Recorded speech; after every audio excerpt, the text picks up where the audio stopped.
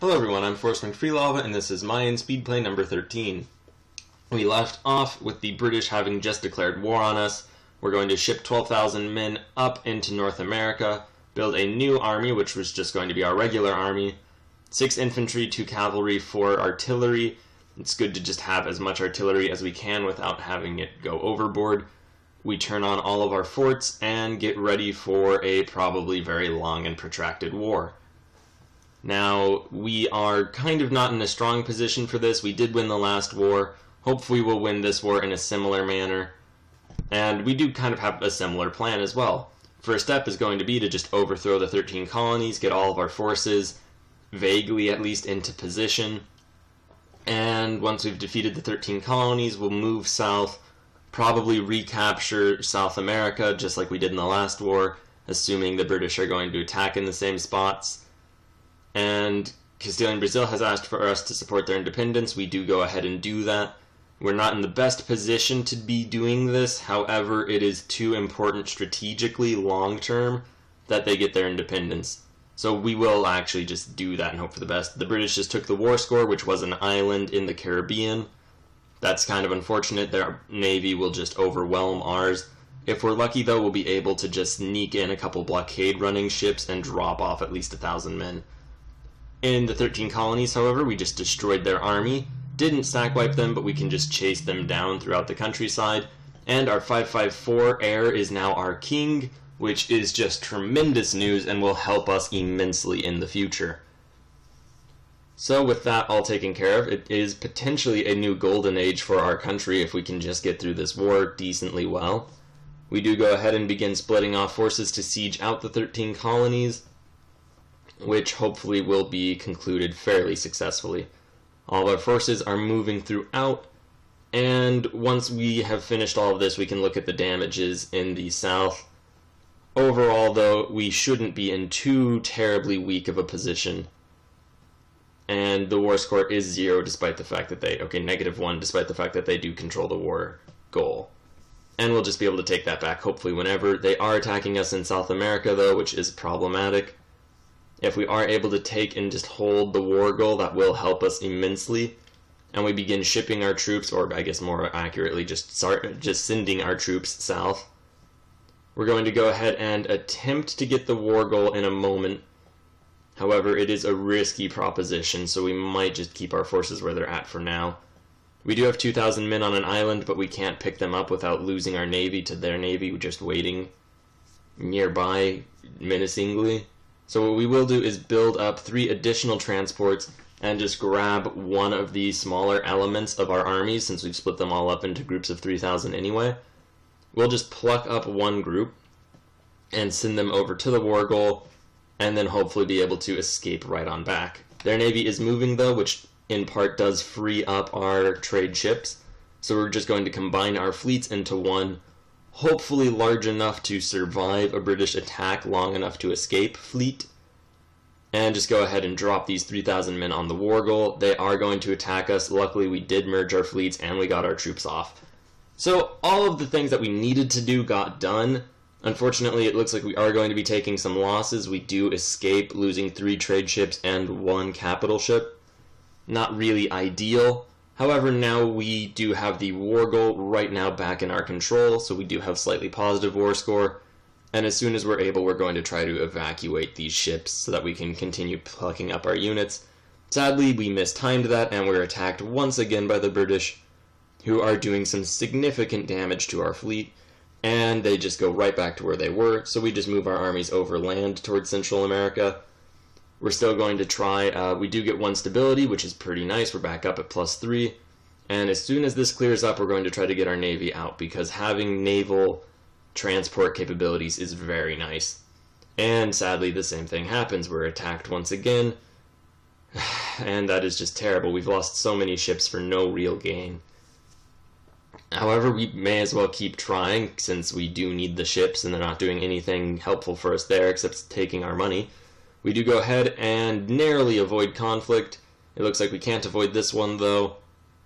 They are doing a lot of damage, sinking just the rest of our trade ships. Luckily, we do escape with our transports, so it isn't an out-and-out disaster, and we did finish sieging out the 13 colonies. So that's decent, mediocrely decent. We do begin exploring with our Great Explorer, and we get 50 free prestige because we have a level 3 administrative advisor, which with our now 554 leader just means that we're going to be really making up the deficit in monarch points, which is quite nice. We do go ahead and get a military technology, kind of bridging the gap between us and the British. However, the British do have at least Tech 19 and all of the very, very useful units that it comes with. Overall, though, we are losing South America, and they have a huge amount of forces, ones that we really can't match. We have about 33,000 men, and they have 2 stacks of roughly equivalent size, which is far less than ideal since they also have the tech advantage, and yeah, tech advantage, numerical superiority, and at this point the defending areas. So we're going to raise up 10,000 mercenaries and really just hope for the best. We also begin colonizing the Philippines since, well, that is a large long-term goal for us and we may as well not miss that. Now, with that all said and done, we do send our armies south. It looks like the British are coming up to meet us, which is kind of terrifying, so we begin pulling our forces back, or at least trying to, getting hopefully into mountains at the very least. And we're going to steal colonies from the 13 colonies, which is kind of redundant. Castilian Brazil has taken advantage of this opportunity to declare their war for independence. La Plata is on our side in this, which is great news. And I don't actually think the Castilians are going to be able to do much about it since they lost half of their country to the French, and now their biggest colonial nations are fighting them, which is a distinction very worthwhile. Once again, peasants have risen up in the 13 colonies, which is just horrendously tedious. The British are just rolling about through the countryside. We are holed up in mountains, which will hopefully be enough. And our colonies are getting finished, so we go ahead and seize that, which is just great. We do send our forces a little bit more south, sticking to the mountains and exploring more areas in the Pacific, which is probably going to be what we're doing for quite a while. Now, we could meet them in conflict in some sort of battle somewhere. It looks as though we're going to be forced to meet them here in the plains, which is kind of terrible. We do outnumber them somewhat, and we are winning, and we do win, so that is fantastic. We managed to pull victory from the jaws of defeat. It looks as though they may try to attack us again, hopefully not. Peasants are overthrowing our 13 colonial holdings, which is terribly annoying, and we might have to fight that again at some point. Overall, though, we are being able to take back South America, which is great news. We're even sealing off the northern portion of North America, so that once we take all of the Europeans from the coasts, we're really going to be just in a fantastic spot. We build another 10,000 mercenaries. It looks like they are going to attack us. We lose our transports that we used to drop our troops off in the Philippines, so we go ahead and build 2 more. It looks as though their entire army is meeting to attack us right now in plains. Over a river, though, but that is not anywhere near enough. They had something like 60,000 men. That is just a terrible, terrible thing. They're down to like 40,000, though, plus the 10,000, so really we didn't do very well. It is basically how that goes and where that ends. So, well, yeah, not ideal, that. We can hopefully destroy this 10,000-man colonial nation army. That would be something nice. Unfortunately, their 47 stack is there, so we managed to just evacuate the moment they show up. The colonial nation seems to be kind of suicidally bent on attacking us. However, that massive stack is following them up, which might prove enough. Luckily, we managed to just stack wipe them. We are getting quite a large number of artillery pieces to our infantry and cavalry, which is somewhat less than ideal, but not so much. The war score is currently at -1, which could be a lot better, and that 53 stack is just sitting there, being a problem. We're going to try to just stand on either side of the routes they can go down, maybe raise some additional mercenaries.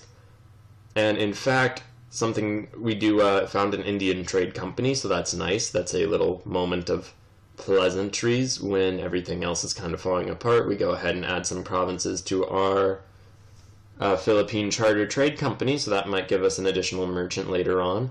Colonies are becoming self-sustaining, which is pretty nice. Not all that war-ish. we do go ahead and begin Scorching the Earth. Now this is something I had been avoiding previously because, one, I didn't want to damage our own countryside, and two, I wasn't sure if the benefits would be worth the cost. At this point, the cost is high enough. We are also really hemorrhaging money. I consider but don't actually raise war taxes since we don't really have very much military power. We do take a loan, though, which will hopefully buy us some additional mercenaries. And it looks as though there's a 9-stack we'll be able to just intercept and hopefully destroy before that siege is finished. We have 38,000 men against them, so that's going to be pretty one-sided.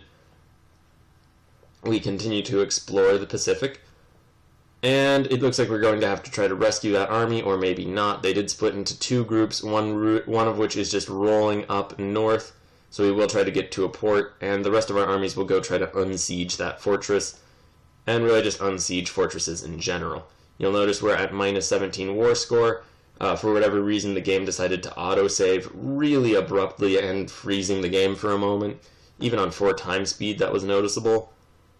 We do go ahead, and we're going to give these British forces a decent level of respect and just kind of stay away from them, seeing as they really are just a terrible danger to us, and it is not worthwhile for us to attack them.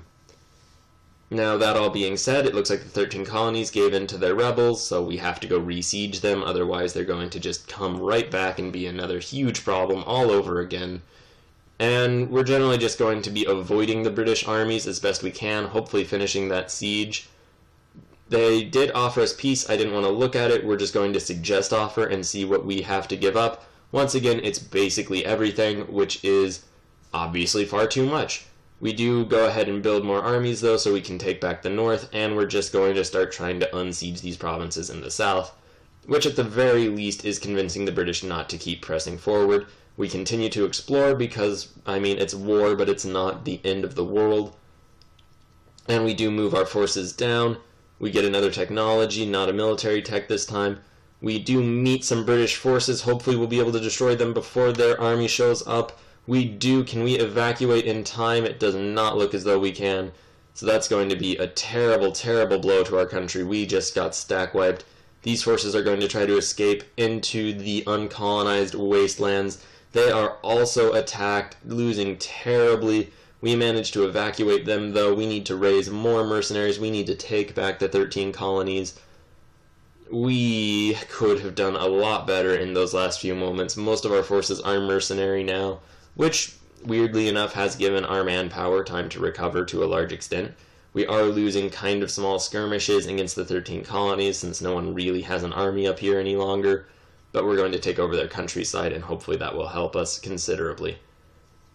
We do begin to just pull our forces back to the best of our ability. Hopefully we'll be able to combine forces and make a group large enough that the British won't attack it. 13 colonies war is going very well, or at least decently well. We do bring these armies down south to hopefully unsiege these territories. They are taking back the fortress, which is annoying, although not very surprising.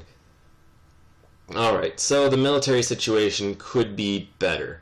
It could be a lot better. We are also re-sieging the war goal, though, so hopefully the war score situation won't be so terrible. You'll notice they do not have high war enthusiasm anymore.